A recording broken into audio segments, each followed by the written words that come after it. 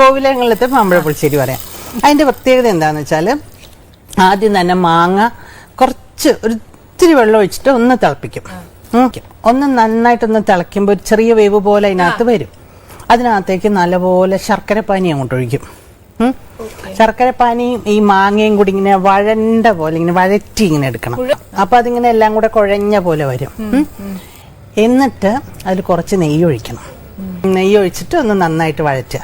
എന്നിട്ട് അതിലേക്ക് വേണം നമ്മൾ കുറച്ച് തേങ്ങ, ഒരു പിടി തേങ്ങ, 4 മാങ്ങയുള്ളെങ്കിൽ ഒരു പിടി തേങ്ങ, കുറച്ച് തൈര്, കുറച്ച് മഞ്ഞൾപ്പൊടി, കുറച്ച് മുളക് പൊടി, ഇത്രയും മാത്രം. ചുമ്മാ ഉള്ളി ഇഞ്ചി ഒന്നും കൊണ്ടിടരുത്.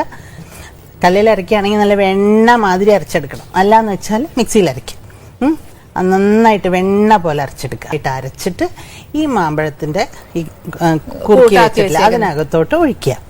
എന്നിട്ട് പ്രത്യേകം ശ്രദ്ധിക്കേണ്ടത് കടുക്, മുളക്, ഉലുവ നെയ്യിൽ തന്നെ വറക്കണം. വെളിച്ചെണ്ണയിലൊന്നും വറക്കരുത്. കുറുകിയ പോലെ ഇരിക്കും. ഒരു പാത്രത്തിൽ ഇങ്ങനെ കുറുകിയ പോലെ, എന്നുവെച്ചാൽ കട്ടിക്ക് അങ്ങനെ പുഴുക്ക് പോലെ ആക്കരുത്, ഒത്തിരി ലൂസായിട്ട്. അതാണ് ശരിയായിട്ടുള്ള മാമ്പഴ പുളിശ്ശേരി. അവസാനം ആർക്കും വേണ്ടാത്ത കരിവേപ്പില.